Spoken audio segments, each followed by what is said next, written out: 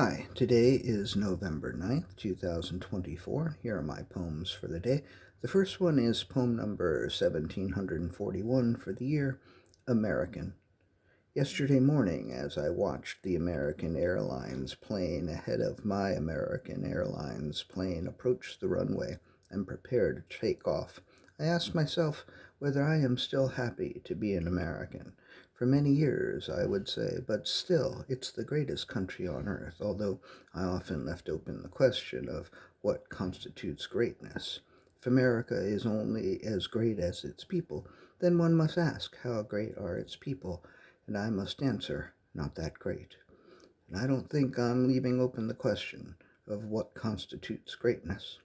Poem number 1742, Airplanes. Between you and me, I still think the whole concept of airplanes is fucking crazy. Why do people think you can just get into an airplane and fucking fly like you're a bird or some shit? If I was around when airplanes were just beginning to be a thing, I would have been like, no fucking way am I ever getting in one of those things. But it's been commonplace for many decades. People ride in planes every day. I did it yesterday. I'll do it again tomorrow. Even though between you and me, I think the whole concept of airplanes is fucking crazy. Poem number 1743, Interdependence. There are sights, and there are sounds, and there are feelings. Or one could say, I see, I hear, I feel. But it is redundant to say, I see sights, I hear sounds, I feel feelings, because the one implies the other. You can't have one without the other. This is interdependence, and if it is unclear, you are free to ignore it or turn to the next poem. Poem number 1744, Self or No Self. If one is struggling to wrap one's head around the concept of interdependence, then try to look and hear and feel with the inner self. And if that doesn't help, try to find or develop a new self.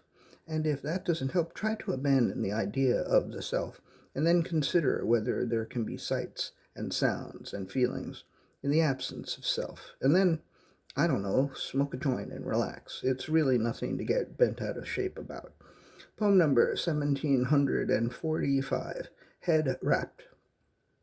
The head wrapped itself around the idea, and the head behaved like a stomach. The head digested the idea, breaking it down into its component parts and transmuted it into liquid form.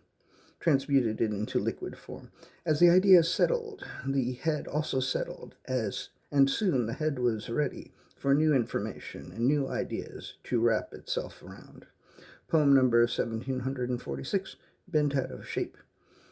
Something bent her out of shape, and there she was in an entirely new form, transfigured, disfigured, triggered. It figures, she said, it all adds up. I'm a pretzel and a double helix and an Escher drawing, twisted, tangled, and fandangled, bedazzled and bedraggled, fumbling and dangling as if from a trapeze, ill at ease and queasy. I'm bent out of shape. Fortunately, with some psychotherapy, physical therapy, an excellent yoga teacher, a competent chiropractor, and a nutritionist, she was able to get back into shape in about 11 months. Although it's not impossible, she and her medical team all believe that it is highly unlikely that she will become bent out of shape like that again. And last poem today, poem number 1747, The Dinner Party. It was not like Judy Chicago's dinner party. All of the invited guests were contemporary living beings, and it was not like Mary Tyler Moore's dinner party. Henry Winkler didn't show up unexpectedly, and Ed Asner didn't serve himself half of the entire veal Prince Orloff and then have to put some back. No, it was a normal dinner party, pleasant, but in no way distinctive. The conversation was edifying without being heated, and everyone had enough, but not too much, to eat. It was a pleasant and lively dinner party, and if I had been invited, I would have been happy to have been there. All right, that's it. Thank you. I appreciate you.